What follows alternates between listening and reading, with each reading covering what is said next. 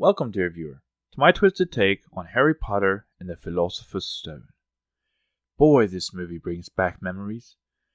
To start, my introduction to Harry Potter was while I was stayed up in the hospital at the young age of 12, having developed appendicitis and having to have spent time in the hospital during an emergency appendectomy. I spent a week lying up in a bed. Okay, I'm going to get rid of the accent now. Sorry. My dad, knowing that I am a bookworm, bought me a very big book called Harry Potter and the Goblet of Fire. I read the first 5 pages before putting it down. It had been talking about someone named Sirius and talking about muggles and you-know-who, and to someone who had not read the rest of the books, it just seemed like gibberish. I was so confused. So after I got back to school, I went to the library and checked out the first book. I read it in about a week, and then the second, then the third. Then I finally caught up to the book my dad had bought me that unwittingly opened me up to this world of wonder and imagination. I remember reading the little accelerated reader magazine when they picked Daniel Radcliffe. The title read, Perfect Potter Picked. I remember seeing the first trailer drop and my mind being blown as I could easily pick out the different moments from the book. And it was like seeing the world I had gotten lost in while reading, and it would be revisited in movie form. My older brother had used some of his money from working a part-time job while he was in school and bought me the movie. I could have kissed him, but we didn't live in Alabama where that sort of thing is tolerated. I remember having to wait to go home to watch it, and I sat there just staring at the case, taking in every single piece of it for information about the movie. When I finally put it in, I saw a movie that perfectly encapsulated what had been in the book. Sure, I saw where they had dropped things for the sake of brevity, but it didn't bother me as it seemed to be a faithful adaptation to the book. Today is going to be a take not from a starry-eyed little nightmare who saw amazement in every corner. This is going to be from the jaded eyes of the twisted nightmare. Let's begin. The Sorcerer's Stone starts out with Professor Dumbledore hanging around on Privet Drive. He spots his colleague, Professor McGonagall, who transforms from a cat into a Maggie Smith. Shortly thereafter, Hagrid arrives on a flying motorcycle with the young Harry Potter cradled to his chest. Dumbledore decides that the best course of action is to leave Harry with his relatives. Professor McGonagall protests and says that these people he's planning on leaving Harry with are terrible, but Dumbledore dismisses her protests. Hagrid shows that despite his size, he's just a big softy. Dumbledore leaves a note for the family before they depart. Flash forward 10 years, and Harry is sleeping in a cupboard under the stairs, and he is talked to like he is a second-class citizen and treated with the utmost contempt. It has been a while since I have seen this movie, and I was surprised to find how much this had an effect on me as an adult. As a kid, the way he was treated seemed bad, yeah, but it never bothered me. Granted, he was treated worse in the books. However, as an adult, I'm finding myself getting more angered at the way they shower love on their spoiled brat while treating Harry like a servant as opposed to human. Favoritism is something I never could stand. The entire time I watch his abuse, and I really feel that the Dursleys, particularly Vernon, never gets his comeuppance for the way he treated Harry. Turns out that it is Dudley's birthday, so they go to the zoo. When Dudley knocks Harry out of the way to get a good look at a snake that is now moving, Harry accidentally makes the glass disappear, and Dudley falls in and is instantly devoured by the snake. Not really, but damn, someone needs to make an R-rated Harry Potter movie. The snake takes the opportunity with the glass gone to make a break from captivity and leaves Dudley to take his place. So, instead of a snake, they get an elephant.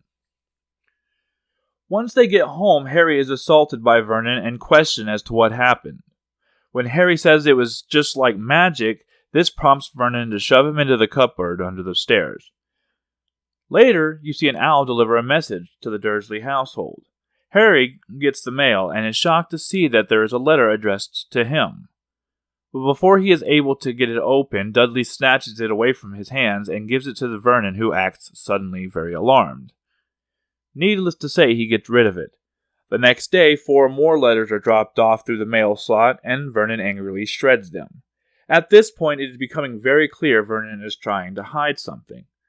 When it gets to the point where the letters cannot be ignored, Vernon packs up the family and they head away to a remote rickety cabin. Harry spends the night on the dirt floor as it turns his birthday. A thunderous crash rocks the shack as someone knocks at the door. The pounding comes so hard that it knocks the door down and a towering dark figure comes in it. Oh, it's only Hagrid. Here, Vernon shows what a sniveling coward he truly is. Even as he has a man dead to rights with a double barrel, Hagrid comes up to him and bends the barrel of the gun. Having diffused the danger in the room, he finally comes face to face with Harry for the first time in a decade. And this scene kind of hits me in the feels. Hagrid gives Harry a birthday cake, something he has never had before, and the way he says thank you just hits me in the heart because it makes you understand he's really had nothing in his life. And this half-flattened, misspelled cake is one of the first kind gestures that he's ever experienced. After that, Hagrid casually uses magic in front of them, and Harry looks amazed while Petunia and Vernon share a very alarmed look. It is clear now that they never wanted Harry to know anything about that world. As Harry stares at a newly formed fire that came out of the end of the very giant man's pink umbrella, he asks who the man is, and Hagrid introduces himself before talking about Hogwarts like Harry should know about it. This is when he gets dropped a truth bomb. And finally, Harry gets his letter. Then Vernon interrupts and tells Hagrid that Harry won't be going to Hogwarts, that he and his wife swore that Harry would never learn magic and that he would never know about that life. This is when Harry realizes that his entire life has been a lie. The Dursleys knew all along he was a wizard. They even knew that how his parents had died, but they had lied to him and told him that they had been killed in a car crash. Instead, the truth was something far different. When Hagrid finds out the lies that Harry has been fed, he is outraged. When Vernon continues to insist that he won't let Harry go to Hogwarts, he makes a mistake by calling Albus Dumbledore a crackpot old fool. This is the last straw, and Hagrid decides the Dursleys need a lesson in humanity. Hagrid and Harry leave the Dursleys to their miserable lives, and Harry gets his first introduction to the wizarding world. This results in everyone in the pub stopping to stare at him in awe. This comes as a shock to Harry, who has been treated like garbage his entire life. To be suddenly treated like he is revered, almost worshipped, is even more jarring, and he doesn't know why. Here, he also meets Professor Quirrell, who is his Defense Against the Dark Arts teacher. After this, they hit up the bank to get some quick cash and a secret item that Hagrid grabs for Dumbledore before going shopping for a few items. Harry, getting a big head from all the attention, goes full rock star and wrecks Ollivander's shop until the old man finds him the right wand. Turns out the wand that is perfect for the young Mr. Potter had a brother wand, and that wand gave him the scar that turned him into such a legend. Shocked by this revelation, Harry hits up Hagrid later that night for some details about what happened to him that made everyone so enraptured by him. Turns out there was a dark wizard that was as bad as they come. People are still afraid to speak his name. He tried to kill Harry, and somehow the boy survived, but no one knows how. Thus he became the boy who lived. The next day, Hagrid leaves Harry to get aboard a train. When Harry sees that he's supposed to go to platform 9 3/4, he's confused, but Hagrid's already gone. Big oaf. When he gets to the platform 9 and 10, he is confused until a woman squawking rather loudly about wizarding stuff grabs his attention and loudly proclaims, "Platform 9 3/4, this way!" How convenient. This is when he first meets the Weasley family. He asks Molly Weasley how to get onto the platform, and she tells him just to run into a brick wall. Are we sure that this entire series wasn't just a series of hallucinations due to head trauma when he went headfirst into the pillar? No? Okay. Aboard the Hogwarts Express, he meets Ron Weasley, one of the ginger lot from before. They quickly become friends, and not long after, a rather snooty young girl shows up, shows off, and then leaves. When they get to the school, they are ushered into an area and told to wait. Here, Harry meets Draco Malfoy, the slimy son of a gun that will serve as the secondary and sometimes tertiary antagonist throughout the series. He tries to tell Harry that they should be friends so he can teach Harry who's worthy to be around. Harry tells Draco he's not worthy of his time, and McGonagall shows up to tell Draco to fall in line. Then they go and get sorted. Harry gets to the hat and it wants to put him into Slytherin with people like Malfoy, but Harry begs it not to, before getting put into Gryffindor. One of the first classes we see is potions, and a very bat-like Alan Rickman, may he rest in peace, comes in and instantly starts to bully Harry. Someone needs to call the HR because this guy's a dick. Snape instantly becomes a disliked figure because he seems to have it out for Harry for no discernible reason.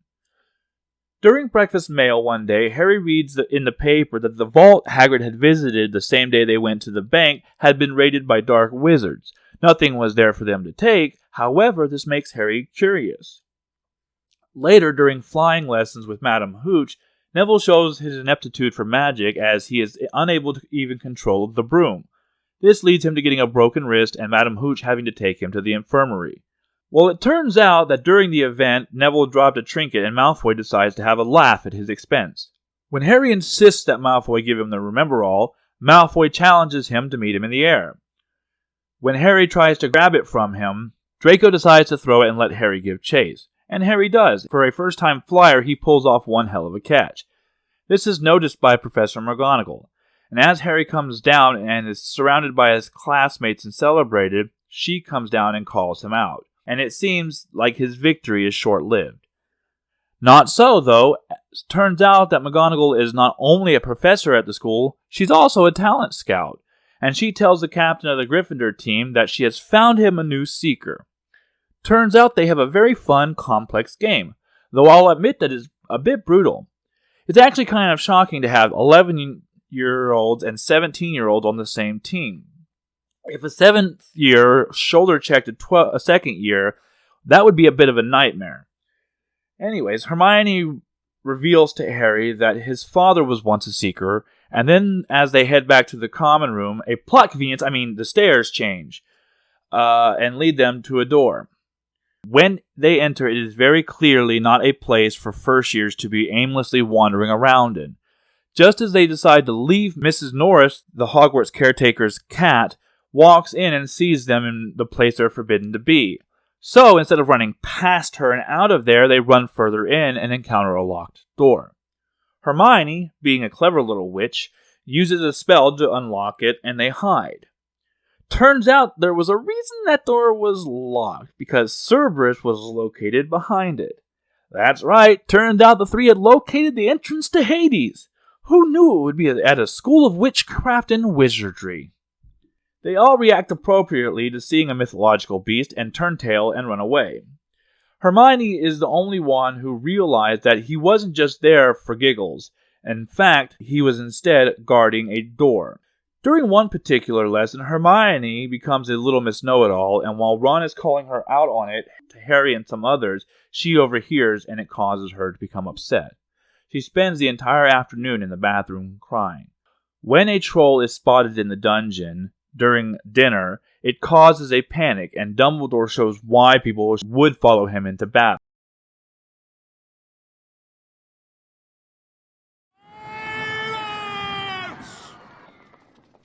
Everyone will please not panic.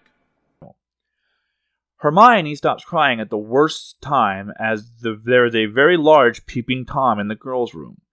Naturally, she tries to hide from the troll, and the bathroom gets wrecked.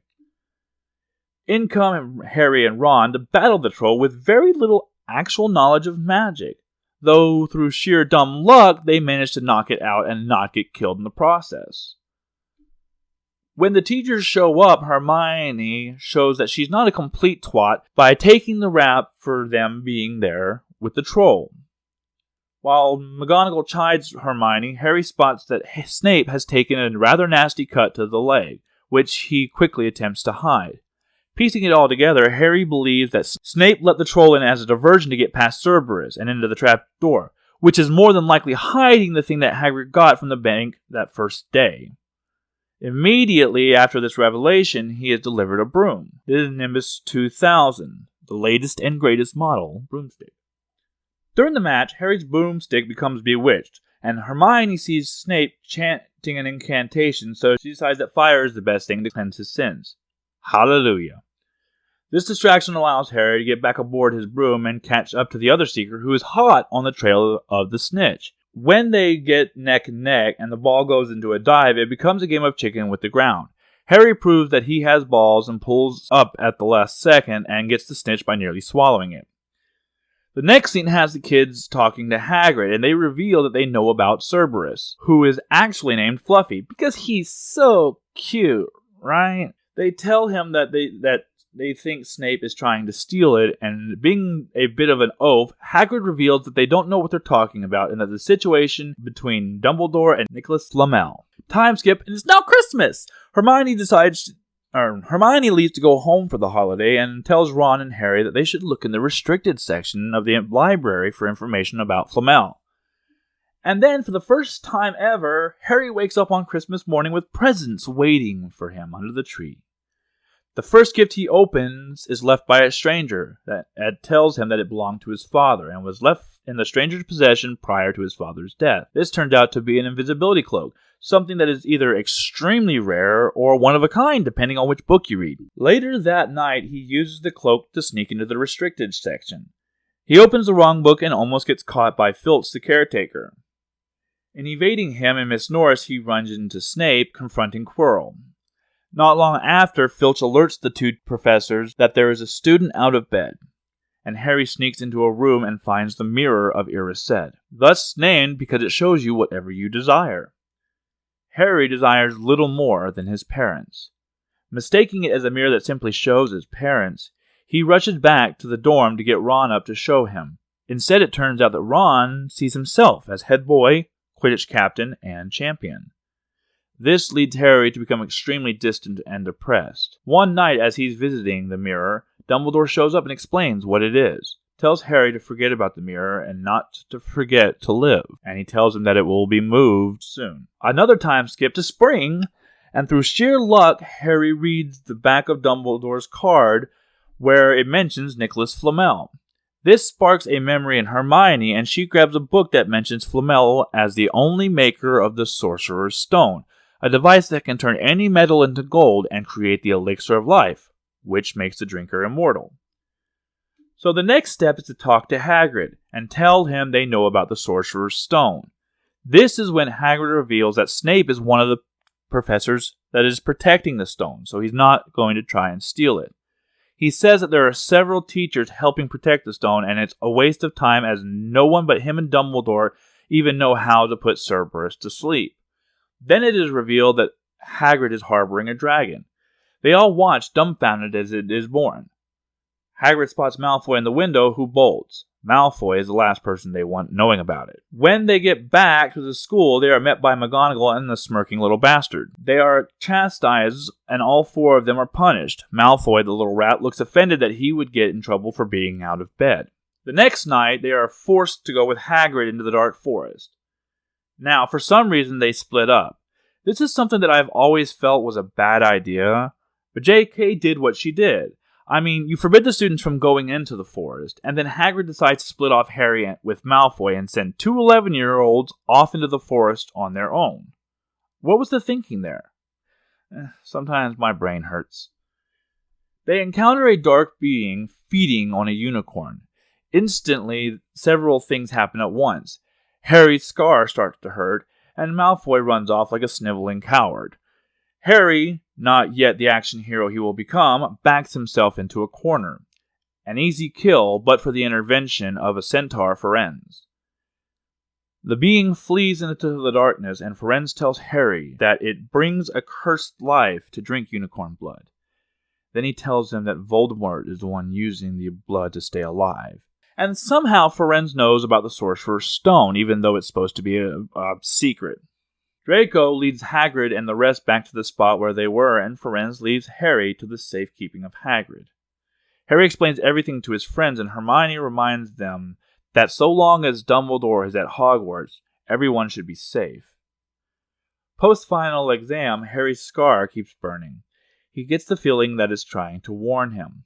Then something clicks in Harry's mind, and he realizes that something was wrong about Hagrid just randomly getting the thing he wanted most, a dragon egg. Hagrid is playing a very poor version of Hedwig's theme, I think. Harry asks him what the stranger looked like. Hagrid says he didn't know. Harry asks what they talked about, and Hagrid reveals that he told the stranger that the key to get past Cerberus is to play music. Alarmed that Hagrid told the stranger that, they run to McGonagall and are told that Dumbledore isn't at Hogwarts. They try to warn her about the Sorcerer's Stone, but she dismisses their concerns and tells them to shut up about it. With nothing else to do, they theorize about how Snape is going to try to steal it, just as the devil himself walks up behind them.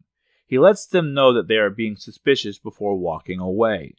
Then Harry decides that they have to move on the stone tonight.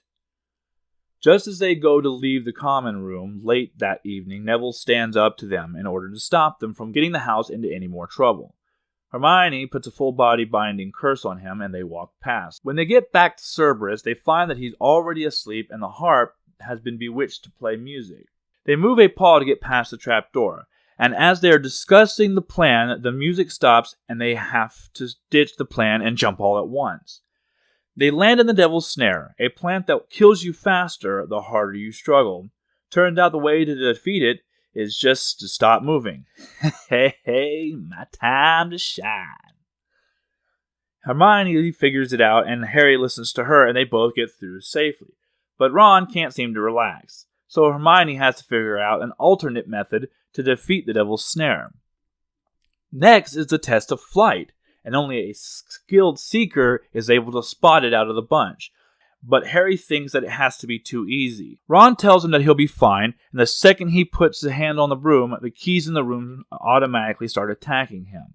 He gets the right key, and they move on to the next challenge. Now that Hermione has used her brains twice, Harry has used his ability to handle a broom. We next move on to Wizard's Chess, which is a specialty of Ron's. However, this time there's a twist. They each have to assume a piece on the board.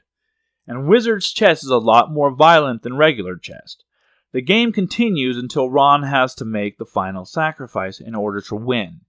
He gives a speech that seems a bit goofy to me. Why is it Harry's responsibility to go? He's 11. He doesn't know a single defensive spell. He couldn't even defend himself from a muggle with a knife, let alone a fully capable wizard. He finally gets to the final chamber and runs into Quirrell, not Snape.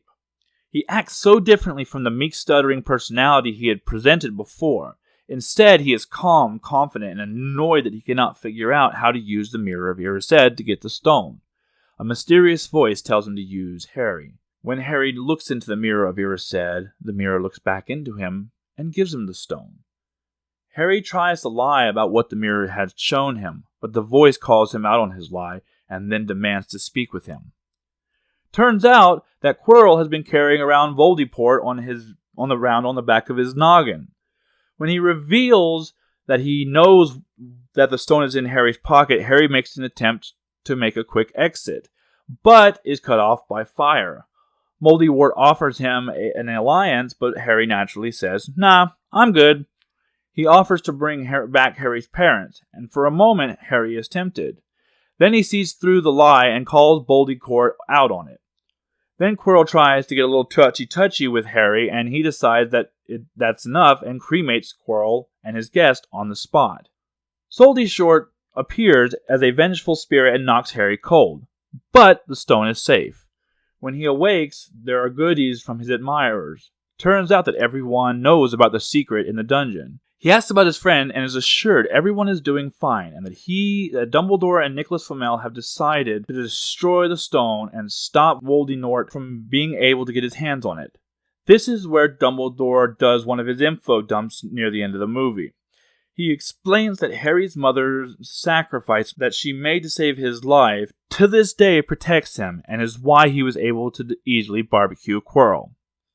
After everything gets wrapped up in a nice tidy little bow, Harry goes back to a family who treats him like garbage. Seriously? There's no child protective services in the wizarding community? Yeah, I know he has to go there because it's where he's safe, but still. Feels wrong to know he's going to have to suffer for the entire summer. But that's how it ends. This movie was great. Everything about it. On one hand, it brings back so much nostalgia, and on the other, it freaks me out to realize that my oldest child is getting close to the age of the actors I watched when they were my age. This makes me feel old. Seeing Hermione and realizing that my daughter is only a couple years younger. Ugh. Okay, so some of the CGI in this movie is definitely not holding up anymore. Anything with the broom is very rough these days. The centaur is also not looking too good, even in the dark, and Toldybord on the back of Quirrell's head looks dated. Granted, they worked with what they had, and I can respect it. Going back after all these years and seeing the crew look so young after having followed their careers loosely over the years, I cannot believe how much time has passed, and yet the story is still so fulfilling. The acting still holds up for the most part. Watching this, I saw several actors who are no longer with us today. The most obvious would be Richard Harris as Dumbledore. He passed between the making of Chamber of Secrets and Prisoner of Azkaban and had to be recast. Alan Rickman has also passed away, and I have seen so many movies with him in it, mostly as the villain. It hurt me to learn that Snape had passed away in real life. And last but certainly not least is the lovable giant oaf Hagrid, or Robbie Coltrane. I first saw him in a James Bond movie with Pierce Brosnan, and I didn't think much of it at the time until he showed up as Hagrid and I remembered of the part he had. I didn't see him in much, but as Hagrid he was amazing, and I hate that I can already point to so many veteran actors I grew up watching having left this world. While this series has its ups and downs, I think that having different directors with different visions kinda muddied the films because each has a different feel to it. The Sorcerer's Stone is very family-friendly and light-hearted for the most part. Everyone is giving their all, while there are a few child actors that are, well, clearly child actors. Overall, they are solid. I can definitely see watching these movies one day with my children when I can finally get them to sit down and watch a full-length, non-animated movie. These movies, I think, will stand the test of time, even with dated graphics. As this is the start of a very long journey watching and talking about these movies, I will be interested to see how I have changed looking at this through a critical eye. Chris Columbus has a record of making some of the best family-friendly films, and a few that are not as family-friendly. I have loved watching these movies since I was a kid. Modern movies have definitely been lacking over the last 10 years, but that doesn't ruin what came before. Anyways, what did you think of Harry Potter and the Philosopher's Stone? Does it bring you back to your childhood? Or perhaps you just watched the movies and never read the books? What is your level of experience with the wizarding world that J.K. Rowling brought to life? Let me know in the comments. Please like, subscribe, and I'll see you next time here in the Twisted Nightmare Studio.